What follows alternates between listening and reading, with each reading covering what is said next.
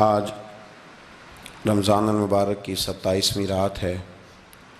امام اعظم ابو حنیفہ رحمۃ اللہ علیہ سمیت بہت سارے بزرگ یہ فرماتے ہیں کہ یہی لیلۃ القدر کی رات ہوتی ہے۔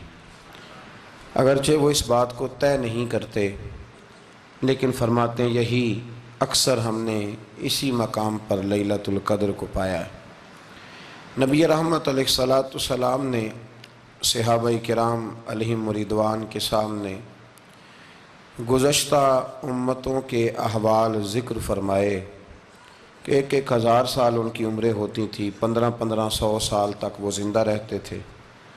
تو صحابہ کے دلوں میں تجسس پیدا ہوا کہ اگر عمر 1000 سال ہوگی تو نماز بھی تو 1000 سال ہی پڑھیں گے نا، اگر عمر 1500 سال ہوگی تو روزے، عبادتیں، یہ سارے کام بھی تو بڑے زیادہ کرتے ہوں گے۔ تو یہ شوق جب پیدا ہوا تو اللہ کریم نے فرمایا کہ محبوب میں ایک رات دیتا ہوں، لیلۃ القدر خیر من الف شہر، جو رات ایک ہوگی پر 1000 مہینے سے بہتر ہوگی، 1000 مہینے سے۔ یہ رات اگر کسی کو میسر آ جاتی ہے اور پھر وہ صدق دل کے ساتھ، یعنی توجہ کے ساتھ، انہماک کے ساتھ، احتساب کی نیت سے، گناہوں کی معافی کی نیت سے اگر وہ اس رات کا قیام کرتا ہے، عبادت کرتا ہے، ذکر کرتا ہے، دعا کرتا ہے، تو محبوب کریم علیہ السلام نے وعدہ فرمایا ہے کہ اللہ اس کے پچھلے سارے گناہوں کو معاف فرما دے گا۔ دین، شریعت، قرآن، اسلام یہ بحث کرنے نہیں آیا دنیا میں۔ علماء جو بحث کرتے ہیں وہ توضیحات کے لیے، تشریحات کے لیے، تفاسیر کے لیے، وہ ان کا مقام ہے، لیکن ہم جو عوام بحث کرتے ہیں تو سمجھ لیں کہ دین بحث کرنے کے لیے نہیں آیا، دین تو عمل کرنے کے لیے آیا، اس پر عمل کیا جائے گا، عمل کی کوشش کی جائے گی۔ اور قرآن مجید نے کہا من عمل صالحا من ذکر او انثی، جو کوئی بھی اچھے عمل کرے چاہے وہ مرد ہو یا عورت ہو، وَهُوَ مُؤْمِنٌ، شرط یہ ہے کہ وہ مومن ہو، فَلَنُحْيِيَنَّهُ حَيَاةً طَيِّبَةً، فرمایا ضرور ہم اسے پاکیزہ زندگی عطا فرما دیں گے۔ جو عمل والے لوگ ہوتے ہیں انہیں اللہ کون سی زندگی دیتا ہے؟ حیات طیبہ، پاکیزہ زندگی۔ اللہ پاک، صاف ستھری، غلاظتوں سے پاک زندگی دیتا ہے جو بندہ عمل کرتا ہے۔ توبہ کا مطلب یہ ہوتا ہے کہ میں پچھلے گناہ پہ شرمندہ ہوں اور آئندہ نہ کرنے کا پکا وعدہ کرتا ہوں۔ انسان ہے، وعدے کے باوجود بھی کہیں غلطی کر لیتا ہے تو اللہ معاف کرنے والا ہے، لیکن وہ ساری رات روتا رہا، ہر مسجد سے چیخنے کی آواز آئی، اس نے ساری رات مسجد میں رو کے گزاری، لیکن جھوٹ چھوڑنے کا اس کا ارادہ ہی کوئی نہیں۔ وہ تو کہہ رہا ہے 3 دن کا رمضان رہ گیا ہے، پھر میں نے دیکھ نہیں لینا تمہیں۔ فساد چھوڑنے کا اس کا پروگرام ہی کوئی نہیں۔ وہ تو میاں طے شدہ بات ہے کہ سویرے وہ دکان پہ جائے گا اور صبح جو بیسن بیچے گا نا سموسے اور پکوڑے کے لیے، اس میں بھی ملاوٹ کرنے کا ارادہ رکھتا ہے۔ تو یہ ساری رات توبہ توبہ کہنے کا کیا مطلب ہوا؟ کھل کے ساری رات اس نے توبہ توبہ کی۔ حضرت عمر فاروق رضی اللہ تعالیٰ عنہ کے بارے میں امام ابن جوزی نے لکھا ہے کہ رات کو نا گھر کے اندر بیٹھے بیٹھے اچانک رو پڑے حضرت عمر، 62 سال عمر ہے، خلافت کے آخری ایام چل رہے ہیں، تو رو پڑے ایسے ہی گھر میں بلا وجہ ہی۔ آپ کی اہلیہ نے، زوجہ نے بیٹے کو اٹھایا، فرمایا پتہ کرو تمہارے باپ کو کیا مسئلہ ہے، کہیں کوئی تکلیف تو نہیں، درد تو نہیں، صاحبزادے آئے؟ ابا جی کیا بات ہے؟ فرمایا اماں کو بلاؤ۔ سب لوگ جمع ہو گئے تو جناب عمر فاروق رضی اللہ تعالیٰ عنہ فرمانے لگے کہ بیٹھو میرے ارد گرد۔ سب بیٹھ گئے تو فرمانے لگے آج جب میں مسجد سے نکلا تھا تو میرے نبی پاک کے سچے صحابہ، سچے رسول کے سچے صحابہ، حضور کے سچے غلام یہ کہہ رہے تھے کہ عمر بڑا ہی اچھا ہے، عدل والا ہے، انصاف والا ہے۔ تو ابا جی اس میں رونے والی کیا بات ہے؟ تو فرمانے لگے ڈر یہ لگتا ہے کہ باہر تو میں اچھا تھا، کہیں گھر میں تو نہیں کوتاہیاں کرتا رہا۔ میری بات پہ توجہ کرنا، کہیں گھر میں آپ باتیں سن لیں تو شاید جتنی میں کرتا ہوں دوسرا کار ہی کوئی نہ سکے، لیکن جب عمل کے راستے پہ ہم نکلتے ہیں تو وہ مسدود ہے، وہ بند ہے۔ عمل کس نے کرنا ہے؟ آپ کوئی آیت پڑھیں تو یہاں غلطی نکالنے والے 20 لوگ مل جائیں گے، 20 لوگ، لیکن اس آیت پہ عمل کرنے والے کتنے ملیں گے؟ تو حضرت عمر فاروق رو رہے تھے، کہنے لگے کہیں تمہارے حقوق تو نہیں پامال کرتا رہا؟ تو آپ کی اہلیہ نے جب سنا تو وہ کہنے لگی عمر مجھے تو بڑا پرانا شکوہ ہے، آپ کا جاہ و جلال اتنا تھا میں بات نہیں کر سکی۔ عمر تم نے سارا دن مسجد میں گزار دیا اور ساری رات نقاب اوڑھ کے مدینے کی گلیوں میں گزار دی، میں تو زندگی کی کوئی خوشی دیکھ ہی نہیں سکی۔ چاہ تو میرے اندر بھی تھے نا کہ میرا شوہر کچھ گھڑیاں بیٹھتا، کہیں مجھے لے کے جاتا، تو میں تو کچھ نہیں دیکھا، مجھے بڑا شکوہ ہے۔ تو حضرت عمر کہنے لگے چل اللہ کی رضا کے لیے معاف کر دے۔ بھئی معافی بیوی سے نہیں مانگی جا رہی، معافی اپنی غلطی کی مانگی جا رہی، یہ سمجھ لیں۔ بیوی کے لیے تو خاوند کا بہت بڑا مقام ہے نا، لیکن یہاں غلطی کس بات کی ہے؟ اپنی کمزوری پر غلطی کا اعتراف کر کے معذرت کا سوال کیا جا رہا ہے۔ تو حضرت عمر کہنے لگے معاف کر دے، تو اہلیہ کہنے لگی میں نہیں معاف کرتی، میری شرط پوری کریں۔ فرمایا وہ کیا؟ فرمانے لگی قیامت میں جب اللہ آپ کے لیے جنت کا حکم دے گا تو آپ میری سفارش کریں گے اللہ کی بارگاہ میں؟ سفارش کریں گے کہ یا اللہ مجھے کپڑے دھو کے دیتی تھی، میری عزت کی حفاظت کرتی تھی، میرے بستر کو پاک رکھتی تھی، کہیں گے؟ تو حضرت عمر فرمانے لگے تیرے ساتھ وعدہ رہا، رب نے اگر عمر کو اپنے فضل، اپنے کرم اور اپنے محبوب کے صدقے جنت دی تو عمر تیرے بغیر جنت میں نہیں جائے گا۔ عمل کا رستہ، عمل کا رستہ دیکھیں نا، 2 دفعہ استاد بات کرتا ہے، 2 دفعہ، اور کوئی زیادہ، ایک تو ہے نا کہ ایم اے اور جناب ایم ایڈ اور ایم فل اور پھر پی ایچ ڈی قسم کا استاد، ایک وہ جو matric P T C teacher ہے نا، وہ 2 دفعہ اسٹوڈنٹ کو کام کہے تو تیسری دفعہ وہ ناراض ہو جاتا ہے، کہتا ہے میں 2 دفعہ کہا ہے۔ بچے کو آپ 2 دفعہ کہتے ہیں اور اگر تیسری دفعہ کہنا پڑے تو غصہ آتا ہے نہیں آتا؟ بھئی تو نے اتنی دفعہ کہا ہے، تو سمجھ نہیں رہا بات کو۔ اور اگر اللہ کریم قرآن مجید میں سینکڑوں دفعہ کہے نماز پڑھو، سینکڑوں دفعہ، اور یہ بہانے کر رہا ہے، یہ بھی پروگرام بنا رہا ہے، پھر کہتا ہے میں بے چین رہتا ہوں، میں بے قرار رہتا ہوں۔ عمل کا رستہ اس کو اختیار کریں، آپ سکون میں رہیں گے۔ بد عمل آدمی اور بے عمل آدمی یہ ہمیشہ پریشان رہتے ہیں، ہمیشہ۔ عمل کریں، توبہ کریں تو پھر بدل جائیں، پھر تبدیلی آئے، اور یہ کوئی مشکل کام نہیں، جو بدلنے والے تھے وہ بدل گئے، بڑا کچھ کرتے تھے پر پھر وہ لوگ بدل گئے۔ حضرت فضالہ رضی اللہ تعالیٰ عنہ کہتے ہیں کہ میں بڑا دلدادہ تھا عورتوں کا،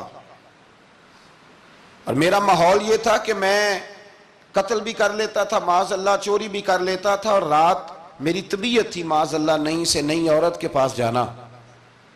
کہتے ہیں ابو جہل نے اعلان کیا کہ جو نبی پاک علیہ السلام کا سر اقدس معاذ اللہ کاٹ کے لائے گا، نقل کفر کفر نہ باشد، 100 سرخ اونٹ انعام ملے گا۔ تو میں نے ارادہ کر لیا کہ میں بہت سارا انعام حاصل کروں گا۔ قرآن مجید میں نا اللہ فرماتا ہے کہ بہت سارے لوگ ایسے ہیں جنہیں اگر میں رزق میں کشادگی دے دوں، زیادہ پیسے دے دوں، فرمایا باغی ہو جائیں، وہ سرکش ہو جائیں۔ یہ بہت سارے لوگوں کو جو اللہ تبارک و تعالیٰ اعتدال میں رکھتا ہے تو یہ ان کے لیے بہتر ہے۔ ہر بندہ دولت کے ہوتے ہوئے نیک ہو سکتا، تو یہ اللہ اگر رکھتا ہے نا اعتدال میں تو شکر کرے اللہ کا، ورنہ تو لوگ عیاشیاں کریں، پتہ نہیں کیا کچھ کر گزرے۔ تو حضرت فضالہ کہتے ہیں کہ میں نے خنجر تیار کیا اور میں نے بغل میں اس کو چھپایا، اوپر میں نے چادر اوڑھ لی۔ اب مجھے پتا تھا ظہر کی نماز کے بعد نبی پاک صلی اللہ علیہ وسلم طواف کعبہ کے لیے، بیت اللہ شریف کے طواف کے لیے جاتے ہیں۔ کہتے ہیں میں بھی اس طرف بڑھا، رستے میں نا وہ خاتون جس کے گھر میں نے رات آنا تھا، میں نے دروازے پہ دستک دی، میں نے کہا کہ تیار رہنا، تیار رہنا، آج میں بڑے پیسے لے کے آؤں گا۔ اسے میں نے یہ کہا اور پھر میں چلا گیا بیت اللہ شریف کا طواف کرنے۔ کہتے ہیں اللہ کے محبوب بھی طواف کر رہے تھے تو میں نے بھی طواف شروع کر دیا۔ ارادہ یہ تھا کہ جہاں نبی پاک علیہ السلام میرے قریب سے گزریں گے تو موقع پا کر میں حضور کے جسم اقدس پر خنجر کھونپ دوں گا اور معاذ اللہ شہید کر دوں گا۔ کہتے ہیں حضور ایک دفعہ بھی میرے پاس سے گزرے تو میں ہمت نہ کر سکا، دوسری دفعہ بھی پاس سے گزرے تو میں ہمت نہ کر سکا، تیسری دفعہ بھی گزرے تو میں ہمت، نبی کریم صلی اللہ علیہ وسلم 2-3 دفعہ گزرے تو فرماتے ہیں کہ مجھے موقع نہ ملا، اس لیے کہ حضور فرماتے ہیں اللہ نے روب کے ساتھ میری مدد فرمائی، دشمن پر میرا روب طاری ہو جاتا ہے۔ فرماتے ہیں جب چکر پورے ہو گئے تو محبوب کریم نہ چھٹے چکر پہ فرمانے لگے فضالہ چکر ایک رہ گیا ہے، بے خبر ہو جو غلاموں سے وہ آقا کیا ہے، ایک پھیرا رہ گیا ہے۔ کہتے ہیں طواف مکمل ہو گیا تو محبوب میرے قریب آئے، فرمایا وہ کام کرتے کیوں نہیں جس کے لیے آئے تھے؟ میں نے عرض کی یا رسول اللہ کون سا کام، کیسا کام؟ اندر تو چور تھا نا، بانج فقیروں کسے نہیں ماریا، اے ہوئی چور اندر دا، اندر چور تھا نا۔ کہتے ہیں حضور نے مجھے کندھے سے پکڑ کے ہلایا، فرمایا کرتے کیوں نہیں؟ جب حضور نے ہلایا تو وہ خنجر بھی پیروں میں گرا اور میں بھی رسول اللہ کے پیروں میں گر گیا۔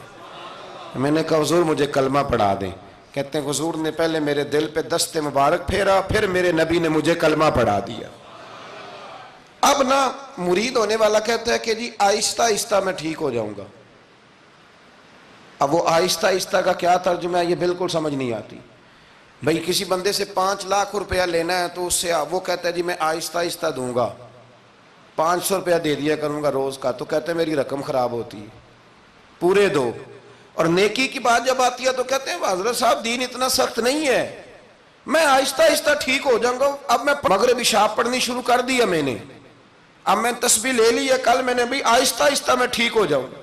یعنی رقم لینی ہو تو وہ آہستہ آہستہ قبول نہیں ہے، لیکن اور مکان کی رجسٹری اگر کرانی ہو تو مالک مکان کہے گے آہستہ آہستہ کرا لو، کہتے ہیں پیسے پورے دیے، سویرے چل اور بیان دے۔ یہ کیا بات ہوئی؟ یہاں یہ جو ہمارا ماحول تھا نا کر لیں گے ہو جائے گا، یقین کریں لوگ قبروں میں چلے گئے ہیں پر مسجدوں میں نہیں آئے۔ ہر کام سے لوگ ریٹائر ہوئے پر گناہوں سے ریٹائر نہیں ہوئے، آخر تک تباہی اتر گئی لیکن لوگ بدلنے کو تیار نہ ہوئے۔ حضرت فضالہ کہتے ہیں ابھی میں نے کلمہ پڑھا، ابھی میں واپس آیا، رستے میں وہ بی بی کھڑی تھی، کہتے ہیں میں وہ شخص تھا کہ عورتیں مرتی تھی میرے اوپر اور کسی کی جرت تھی کہ وہ آئیں بائیں شائیں کرے، لیکن فرماتے ہیں میں بی بی کے پاس سے گزر گیا۔ پہلے تو اس کا خیال تھا رکے گا، لیکن جب میں رکا نہ تو دروازے پہ آئی، اور جب میں گزر گیا تو اس نے آواز دی، لیکن میں نے سنی انسنی کر دی، جب آگے بڑھا تو میرے پیچھے دوڑی۔ فرماتے ہیں مجھے پکڑ کے کہنے لگی فضالہ تجھے کیا ہوا، تو وہی نہیں جو یہاں سے گیا تھا؟ آپ فرماتے ہیں میں کبھی نہیں رویا تھا، میں کبھی نہیں رویا تھا۔ اور جب کہا نا تو وہی نہیں، کہتے میں نے سر اٹھایا تو میری آنکھوں میں آنسو تھے۔ میں نے کہا میں جو گیا تھا وہ نہیں ہوں، اب تو میں محمد عربی کا غلام بن گیا، اب میں وہ نہیں ہوں، اب نہیں ہو سکتا کہ کوئی میری نظر میلی ہو جائے، یہ کیسے ممکن ہے؟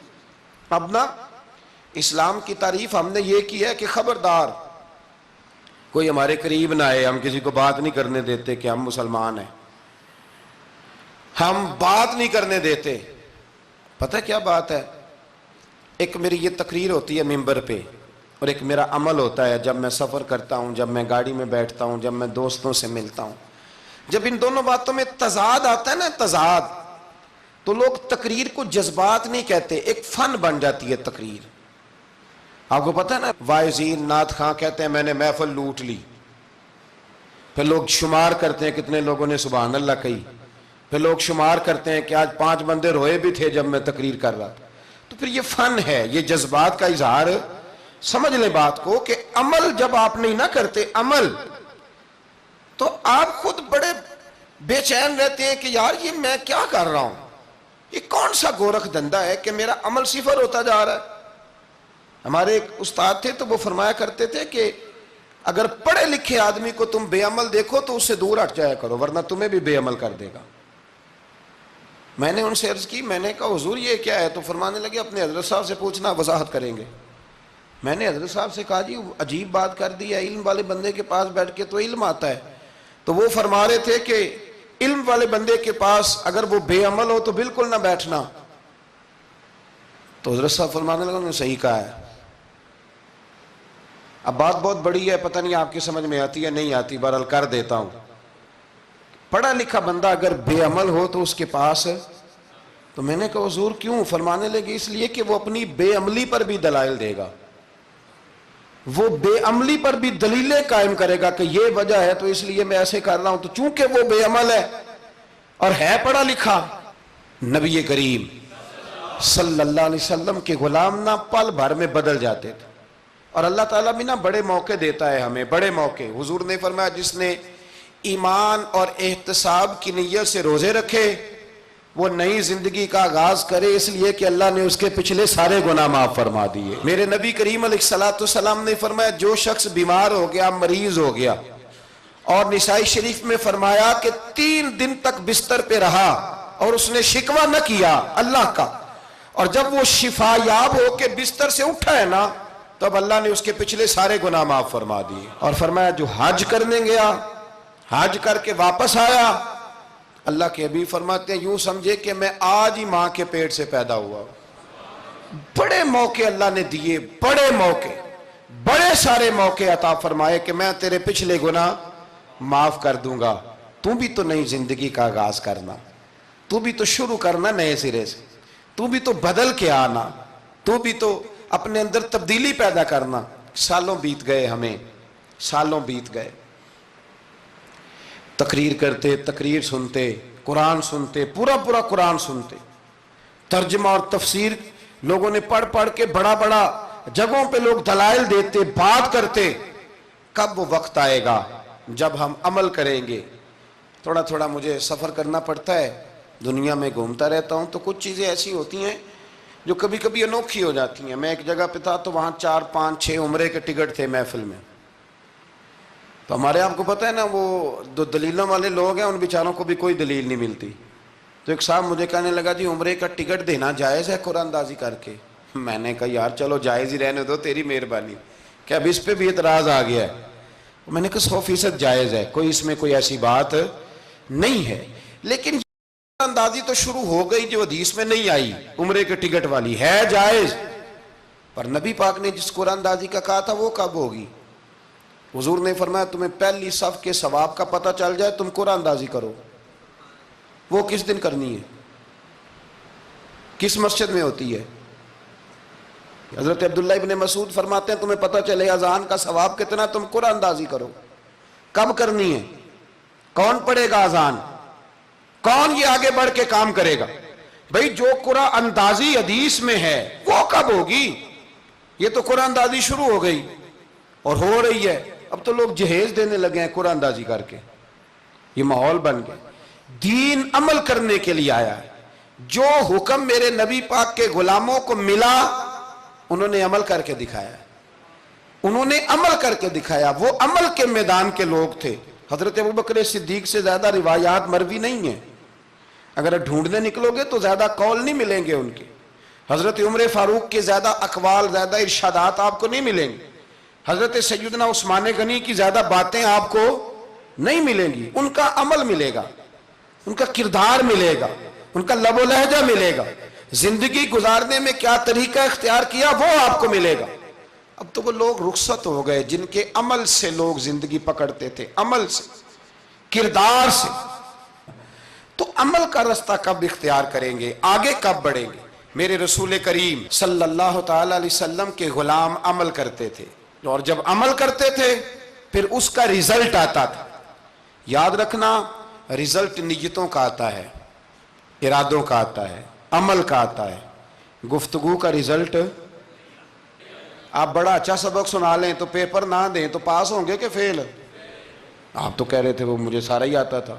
تو عمل آپ کرتے ہیں تو عمل پر نتیجہ ہوتا ہے، عمل پر، عمل پر۔ حضرت عبداللہ ابن مبارک رحمت اللہ علیہ کے جو والد تھے نا ان کا نام مبارک تھا،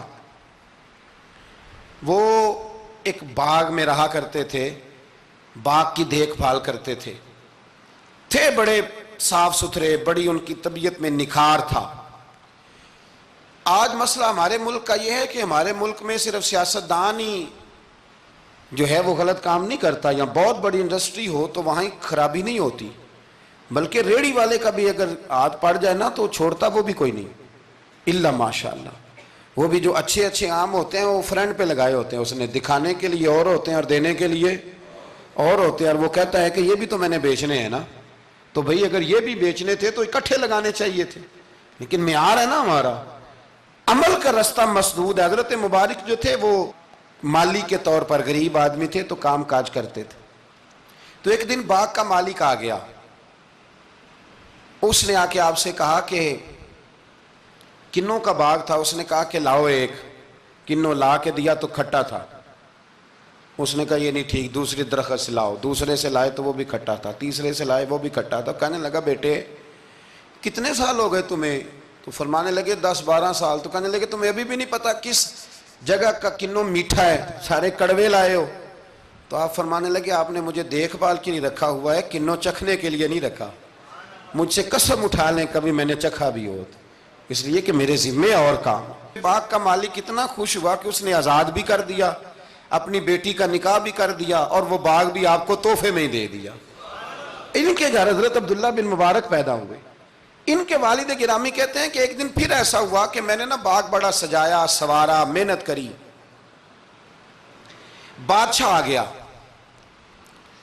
تو بادشاہوں کو بھی کچھ چیزیں پسند آ جاتی ہیں نا، اور ہمارے ملک میں تو ڈھیر سارے لوگ بادشاہ ہیں، ڈھیر سارے لوگ بادشاہ ہیں۔ اگر کسی تگڑے بندے کو کسی غریب کی جھونپڑی پسند آ گئی پھر اسے دینی ہی پڑے گی، بلکہ ایسی ایسی خبریں سننے کو ملتی ہیں کہ چودھری صاحب نے آ کے کہا ہے کہ مفت دینی ہے کہ پیسے لے کے دینی ہے، یہ یہاں تک خبریں۔ تو بادشاہ آ گیا، اس نے دیکھا بڑا سجا سنورا باغ ہے، اس نے حضرت مبارک سے کہا کہ مجھے نا جوس بنا کے پلاؤ کنوں کا۔ تو حضرت نے اسے نا جوس دیا، اس نے پیا تو بڑا مزہ آیا، کہنے لگا ایک گلاس اور نہیں دیتے؟ تو حضرت اور بنانے لگے، تو اس کے دل میں نا اس سے پہلے خیال آ گیا کہ باغ بڑا شاندار ہے اور پھل بھی بڑا مزیدار ہے، تو قبضہ نہ کر لوں، اپنا ہی نہ ہو جائے، یہ اس کو دیتے ہیں تھوڑے بہت پیسے، یہ نکل جائے گا، نہ بھی نکلا تو ڈانٹ دیں گے۔ اتنی دیر میں نا حضرت مبارک رحمت اللہ تعالیٰ علیہ ایک گلاس شربت کا اور بنا کے لے آئے، بادشاہ کو دیا نا، تو اب جو گلاس آیا تو کڑوا تھا، کسیلا تھا، کھٹا تھا۔ تو بادشاہ کے گلے کو پڑا تو کہنے لگا یہ تم نے کیا کیا؟ پہلے تو بڑا میٹھا تھا، باغ وہی ہے تو ذائقہ کیسے بدل گیا؟ تو آپ فرمانے لگے وہ بادشاہ کی نیت بدلی ہے نا، بادشاہ کی نیت بدلی ہے تو اس کا بھی ذائقہ بدل گیا ہے، تو نیت نہ آپ کی بدلتی۔ تو اور یہ حضور کا فرمان ہے، فرمایا اللہ کے کچھ بندے ایسے ہوتے ہیں جو اللہ کے دیے ہوئے نور سے دیکھتے۔ کہا آپ کی نیت بدل گئی تو اس کا ذائقہ بدل گیا۔ اب بادشاہ نے دل میں کہا نہیں یار بندہ کہہ تو ٹھیک ہی رہا ہے، یہ تو اس کی محنت سے اللہ نے پھل دیا ہے، مجھے ایسا نہیں کرنا چاہیے۔ تو حضرت دوڑ کے گئے تو دوسرا جوس کا گلاس بنا کے لائے، اب دیا تو میٹھا تھا، کہنے لگا اب کیا ہوا؟ فرمانے لگے آپ کی نیت ٹھیک ہو گئی ہے تو رب نے ذائقہ بھی ٹھیک کر دیا ہے۔ نبی پاک علیہ السلام نے فرمایا اللہ تو تیرے گمان کے قریب رہتا ہے، تیرے گمان کے۔ یہ میں بچوں کو نا تھوڑے دن پہلے میں انہیں کہہ رہا تھا دین میں آگے بڑھنے کے لیے کوئی سیاست نہ کرنا، کوئی چکر نہ چلانا۔ میں نے چکر چلانے والے لوگ ہمیشہ پیچھے رہ جانے والے دیکھے، تھوڑا کر لینا پر اتنا کرنا جتنا مخلص ہو کے ہو سکے۔ کوئی چکر چلانا، کسی کھاتے میں پڑنا، اس سے بچنا، نہ پیچھے رہ جاؤ۔ میں نے بڑے بڑے تیز لوگوں کو زندگی میں زیرو دیکھا ہے، اور بڑے بڑے سادے لوگ جن کو 50,000 روپیہ گننا پڑ جائے تو تھک جائیں، لیکن اللہ نے انہیں دیا ہے تو بغیر حساب کتاب ہی عطا فرمایا ہے۔ تو ہم نہ نیتوں کے بل بوتے پر عمل کریں، خالی باتیں نہ کریں، آپ کا جو عمل ہوگا وہ آسانی کر دے۔ حضرت حبیب اجمی بڑے مالدار تھے، دنیا میں ڈھیر سارا فساد مالداروں کی وجہ سے ہوتا ہے۔ یہ جو شادیاں مہنگی ہوئی ہیں نا، یہ ابھی تھوڑا عرصہ پہلے کی بات ہے کہ شادی میرج ہال میں کرنے کا کسی دیہاتی کو کہتے تھے تو وہ کہتا تھا کہ میں نے نہیں میرج ہال میں کرنی، تھی کروں توڑی دیے۔ اب کیا ہوا ہے؟ کوئی منع کرتا ہے؟ بلکہ جو بڑے دور دراز دیہات ہیں ان میں بھی میرج ہال بن گئے۔ یہ امیر کچھ قباحتیں ایسی پیدا کرتے ہیں کہ غریبوں کے لیے بھی مشکل ہو جاتی ہے۔ یہ کچھ ایسے معاملات لاتے ہیں میدان میں کہ پھر عام لوگوں کے لیے اس میں مشکلات ہوتی ہیں، چونکہ وہ رواج بن جاتا ہے معاشرے کا۔ پیسے والا آدمی اس رواج کو لاتا ہے میدان، اس سے خرابی ہوتی ہے۔ اور پھر میرے غریب کا یہ حال ہے کہ امیر کو رسم چھوڑ دے تو چھوڑ دے، غریب کو قرضہ اٹھانا پڑے چھوڑنی کوئی شے نہیں، اس نے جو مرضی ہو جائے، اس نے کوئی چیز پیچھے نہیں ہونے دینی۔ حضرت حبیب اجمی بڑے مالدار تھے تو وہ کاروبار کر، یہ مالدار لوگ جو ہوتے ہیں نا یہ تو کہتے ہیں پیسے کو پیسہ ہے نا، کتنا مشہور ہے جملہ، پیسے کو پیسہ۔ تو یہ پھر مارکیٹ میں پیسہ پھینکتے ہیں تو یہ پیسہ کھینچنے کے لیے پیسہ پھینکتے ہیں، پھر ایک دوسرے کو کہتے ہیں تیری وجہ سے مہنگائی ہوئی ہے، تیری وجہ سے مہنگائی ہوئی. حالانکہ مہنگائی کسی کی وجہ سے بھی ہوتی کس کے لیے؟ غریب کے لیے. مطلب پیٹرول مہنگا ہوا تو کرایہ بڑھ گیا بس کا، لیکن پیٹرول سستا ہوا تو کبھی کرایہ بھی سستا ہوا ہے، اس نے ادھر ہی رہنا ہے. تو مہنگائی کس بیچارے کے لیے ہوئی؟ غریب کے لیے، جس نے گھر جانا ہے نا، اس نے گھر جانا ہے. ابھی ہمارے ایک بچے نے جانا تھا تو سفر لمبا تھا تو کہہ رہا تھا 1000 روپیہ میرے پاس ہے پر کرایہ 1500 لگتا ہے. ابھی بھی لوگ حساب کرتے ہیں اور پھر سوچتے ہیں کہ رستے میں شے کوئی نہیں کھانی، اس لیے کہ پھر کرایہ کہاں سے دوں گا، مینج کر کے رکھتے ہیں. یہ خدمت ہوتی ہے نا علماء کی، حفاظ کی. تو مجھے پتہ ہے، میں اس قبیلے کا آدمی ہوں، مجھے پتہ ہے کہ یہ کیسے حساب کر کے رکھتے ہیں کہ اب اتنے آئے ہیں تو اس میں سے یہاں جس کے پاس ہیں ہی بڑے لمیٹڈ سے تو وہ بیچارہ پہلے سے سوچ کے بیٹھا ہوتا ہے. مجھے پتہ ہے جن کے پاس پھر بے حساب ہوتا ہے وہ پھر مارکیٹ میں پھینکتے ہیں تو کھینچتے ہیں، ظلم کرتے ہیں. حضرت بی بی اجمی کہتے ہیں جب مال دیا اللہ نے تو میں نے سود کا کام شروع کر دیا. اب سود والوں کے پاس بھی بڑی دلیلیں ہیں، انشورنس والوں نے بھی فتوے رکھے ہوئے ہیں، وہ آگے فتویٰ دکھاتے ہیں. وہ کہتے ہیں جناب فتویٰ، تو میں نے کہا کہ فتویٰ مارکیٹ میں میری طرح کے مولوی ہیں میاں، اب کیسی بات کرتے ہو، فتویٰ تو مل ہی جاتا ہے. لیکن نبی کریم علیہ السلام کا وہ فرمان ذہن میں رکھنا کہ حضور نے فرمایا ایک حلال ہے تو ایک حرام ہے، ایک میں شک ہے. اللہ کے نبی فرماتے ہیں تم نے شک والی چیز سے بھی بچنا ہے. اس میں مشکوک ہو گیا نا کہ پتہ نہیں. اب دیکھیں نا علماء کا یہاں اختلاف ہے، جو جائز کہتے ہیں قابل احترام ہے، لیکن جو ناجائز کہتے ہیں ان کے بھی تقوی میں کوئی شک، تو شک آ گیا نا اس بات میں. تو حضور نے فرمایا تم شک والی چیز سے بھی بچو. حضرت ابی اجمی کہتے ہیں میں سود کا دھندا کرتا تھا، بڑا سود لاتا تھا، بڑا سود، اور یہ سود جس پہ چڑھ جاتا ہے اس پہ اترتا نہیں. پاکستان کا بھی بنیادی مسئلہ یہ ہے کہ سود اتنی بڑی نحوست ہے کہ یہ اللہ رسول سے جنگ ہے، کیونکہ بہت زیادہ سود ہم دیتے ہیں. اس لیے میں تو آپ کو پتہ ہے جو کوئی برا کام کرے اس کو برا کہنا چاہیے. حکومتی لیول پر تنقید اس لیے اچھی ہوتی ہے کہ لوگوں تک جب پہنچتی ہے تو فائدہ دیتی ہے، لیکن جو بندہ اچھا کام کرے اس کی اچھائی کو بھی بیان. حضرت ابی اجمی رحمۃ اللہ تعالیٰ علیہ فرمانے لگے کہ سود کا کاروبار میں نے شروع کر دیا اور بڑا وسیع تھا میرا کام سود کا، میں سود لیتا تھا، سود پہ گزارا ہوتا تھا. میری بیوی مجھے سمجھاتی تھی کہ یہ سود ہے، یہ حرام ہے، یہ غلط ہے، سے بچو. کہتے ہیں وہ کئی دفعہ مجھے کہتی تو میں ڈانٹ دیتا. ایک دن نا میں سود کے پیسے لے کے نا آ رہا گھر، اس کا میں نے گوشت خریدا، بیوی کو دیا کھانا پکانے کے لیے تو اس نے ہنڈیا چولہے پہ رکھی.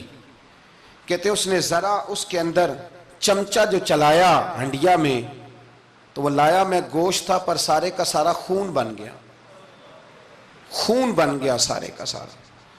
اللہ اکبر.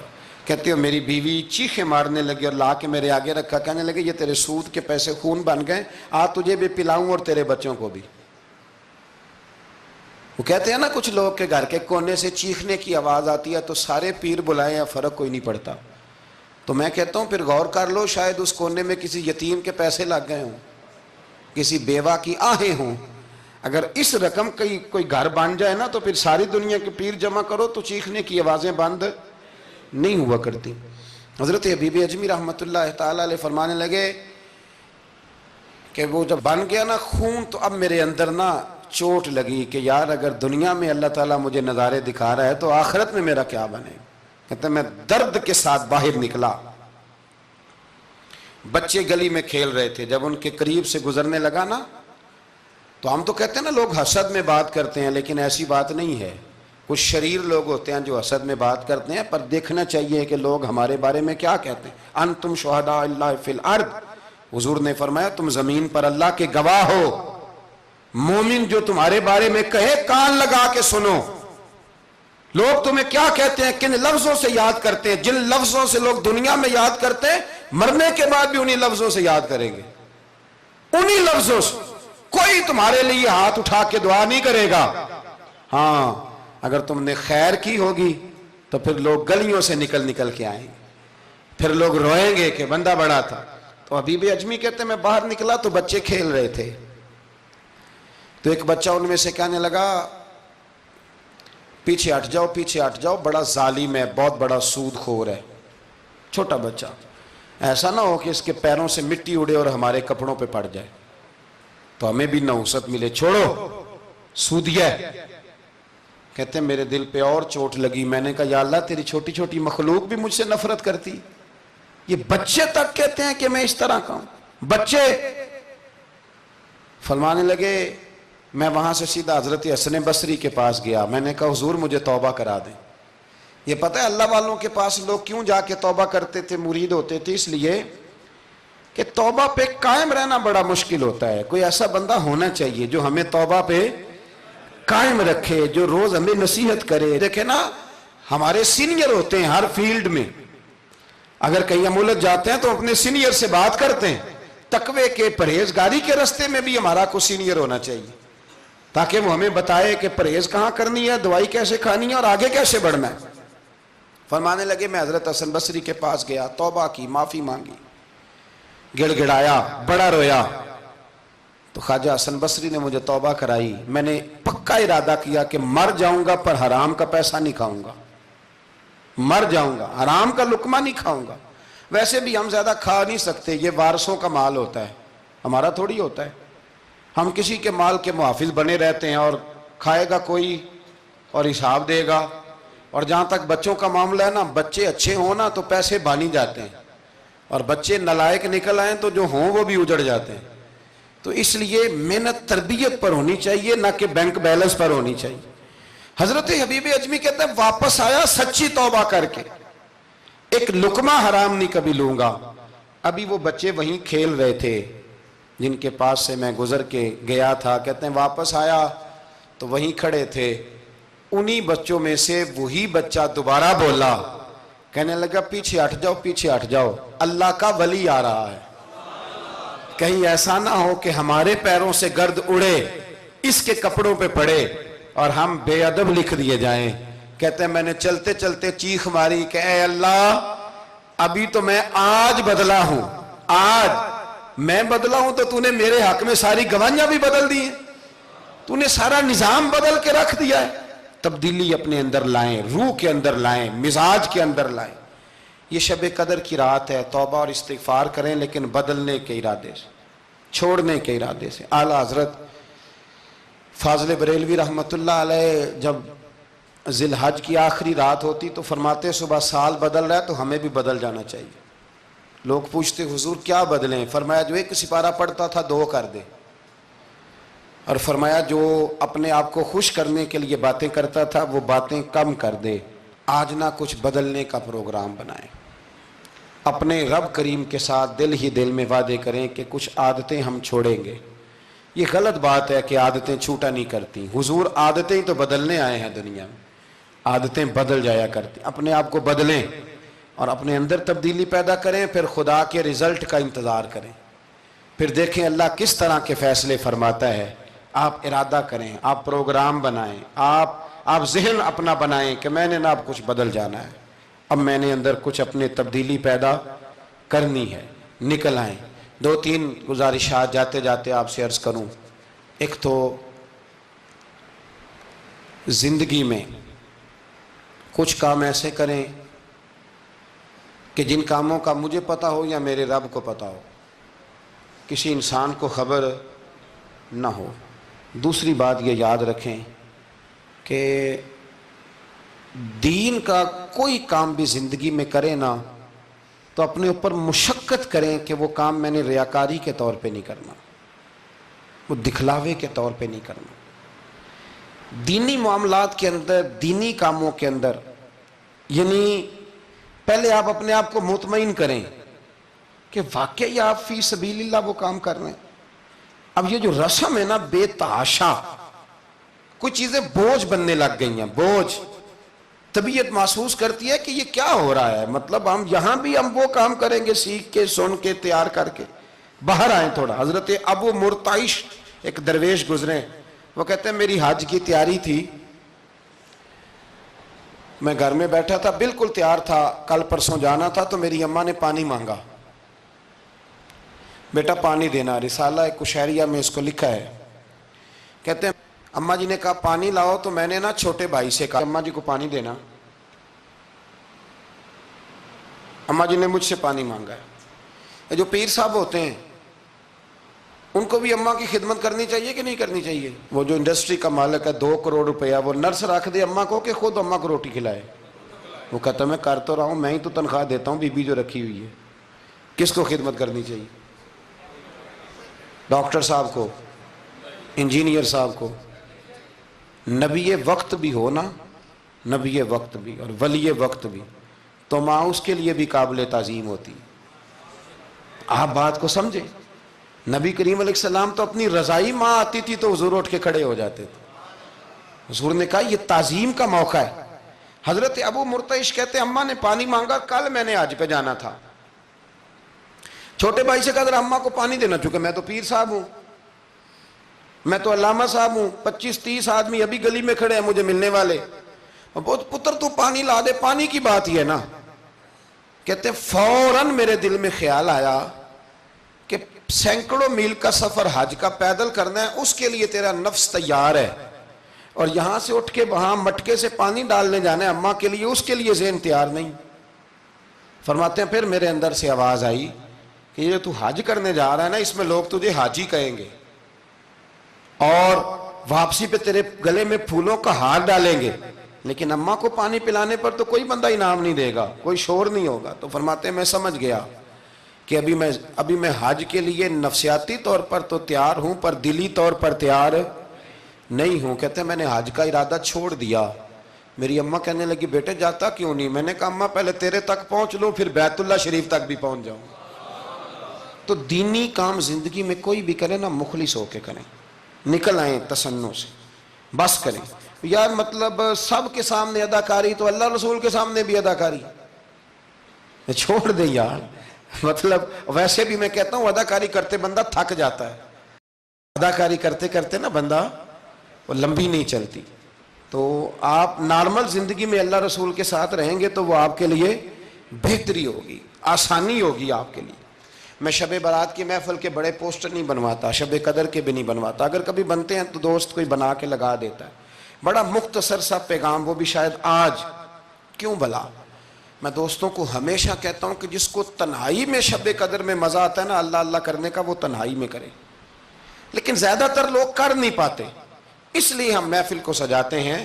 اس میں کوئی ایسا مقصد نہیں، کوئی ایسا معاملہ نہیں، خدا را کچھ تھوڑا سا اخلاص للہیت پیدا کریں طبیعت میں، اور کبھی بھی دین کے معاملے میں کسی جگہ بھی کوئی ایسا کام نہ کریں جس میں رکاوٹ ہو، آزمائش ہو۔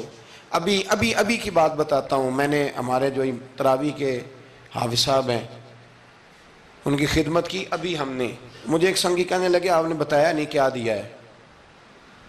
میں نے کہا میرے خیال میں بتانے کے لائق ہوتے تو شاید بتاتا۔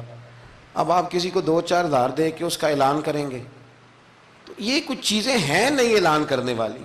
پھر یہ کہ وہ میں دیکھتا رہتا ہوں نا جی، تصویریں پہنچتی رہتی ہیں کہ جو 500 دے رہا ہے وہ بھی فوٹو کھنچوا رہا ہے، جو سوٹ دے رہا ہے وہ بھی فوٹو کھنچوا رہا ہے۔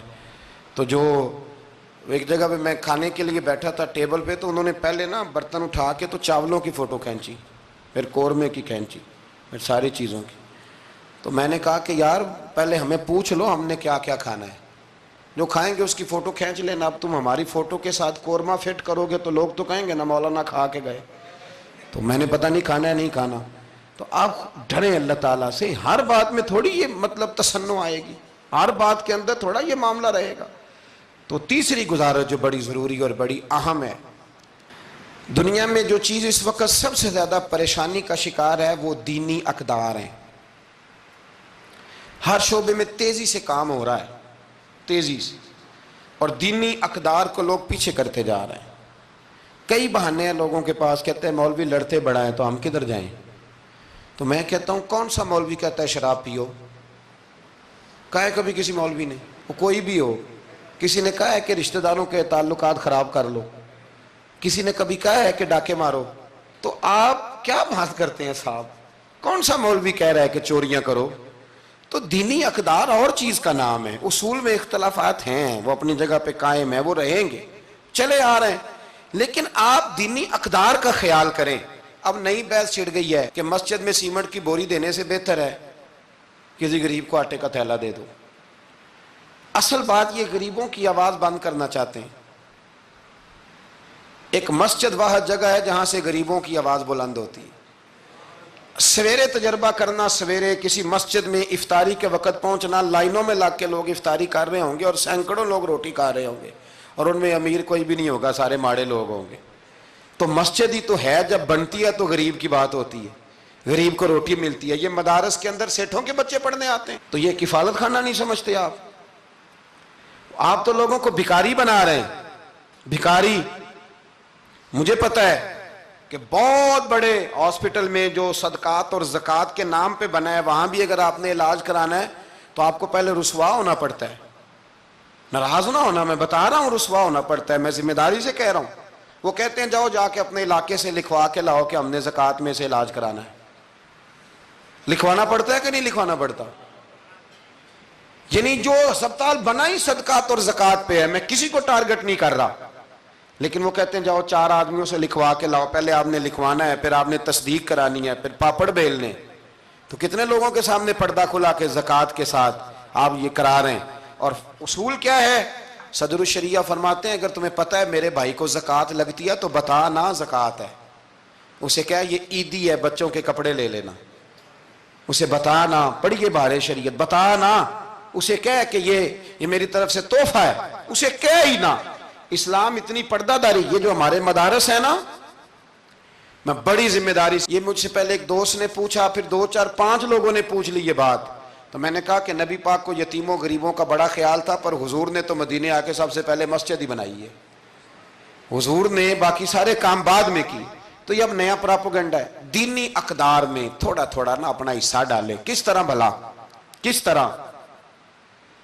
جب بہت سارے لوگ دین کے مخالف بات کر رہے ہوں تو آپ ایک آواز صرف بلند کر دیں کہ نہیں یار ایسی کوئی بات نہیں ہے، دین کل بھی قابل عمل تھا، آج بھی قابل عمل ہے، قیامت تک قابل عمل رہے گا۔ آپ اپنا حصہ ڈالیں، وہ چندے دینے وہ باقی معاملات بڑے بعد کے ہیں، لیکن میں سمجھتا ہوں سب سے زیادہ جس چیز کی ضرورت ہے وہ یہ ہے کہ ہم دین کے نمائندے بنیں۔ اب نہ 50 لوگ دین مخالف بات کر رہے ہوتے ہیں، پر ایک بھی اٹھ کے کہتا نہیں کہ یار یہ آپ ٹھیک نہیں کہہ رہے، یہ بات غلط ہے، یہ درست نہیں ہے۔ میں آپ سے گزارش کروں گا، وہ آپ کسی میدان میں بھی ہیں، کسی چوک میں بیٹھے ہیں، سوشل میڈیا پہ بیٹھے ہیں، کہیں بھی بیٹھے ہیں، آپ اپنے دین کے نمائندے بنیں۔ اس تیزی کے ساتھ لبرل لوگ دین کو بدنام کرتے ہیں، اس تیزی کے ساتھ نظام کو چلاتے ہیں، اتنی خرابی پیدا کرتے ہیں کہ آنے والی نسل دین بیزار ہوتی جا رہی، دین بیزار، یعنی بچے خوف کھاتے ہیں مسجد کے، مدرسے کے، مولوی کے نام سے خوف کھاتے ہیں۔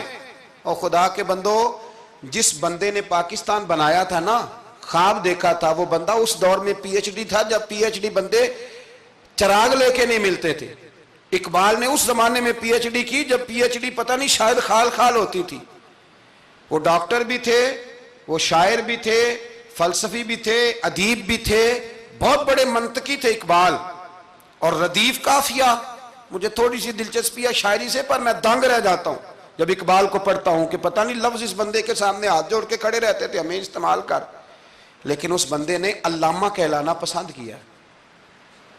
اسے کوئی علامہ کہتا تھا تو اقبال راضی ہوتے تھے، فرماتے تھے جب کہ مجھے علامہ کہتا ہے تو مجھے یوں لگتا ہے کہ میں مصطفیٰ کے دین سے جڑا ہوں۔ وہ پسند کرتے تھے یہ بات کہنا، پسند کیا اس شخص نے یہ، آپ سمجھے، سرما تھا میری آنکھ کا خاک مدینہ و نجف، یہ پسند کیا اس بندے نے یہ بات کہنا، اس نے پسند کیا اپنے آپ کو رسول اللہ صلی اللہ علیہ وسلم کا غلام کہنا۔ آپ سمجھے نہ جہاں میں کہیں بھی اما ملی، جو اما ملی تو کہاں ملی، کہنے لگے میرے جرم خانہ خراب کو تیرے عفو بندہ نواز۔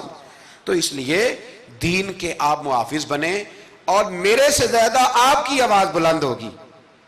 جب ایک اسٹوڈنٹ پینٹ شرٹ پہن کے دین کی بات کرے گا تو لوگ کہیں گے نہیں رمق ہے، اس کو یہ کہہ کے بند نہیں کریں گے تو مولوی ہے تیری۔ تو میں آج شب قدر میں آپ سے گزارش کرتا ہوں، میں منت کرتا ہوں، اب نہ بڑی تباہی ہو گئی ہے، میری نسل کے آنے والے بچے دین بیزار ہو گئے، وہ ڈرتے ہیں، شب قدر کی راتوں میں مسجدوں میں نہیں آتے، شب برات کی راتوں میں مسجدوں میں نہیں آتے۔ ایک تیزی سے جال پھینکا گیا ہے اور کافر اس میں کامیاب ہے۔ خدا را واپس لوٹو، اپنے دین کے نمائندے بنو۔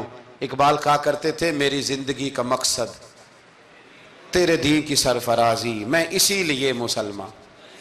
میں اسی لیے نمازی. کہنے لگے یا رسول اللہ میں مسلمان بھی اس لیے ہوں کہ میں دین کی بات کروں گا، اور نماز بھی اس لیے پڑھتا ہوں کہ تیرے دین کا جھنڈا بلند ہوگا.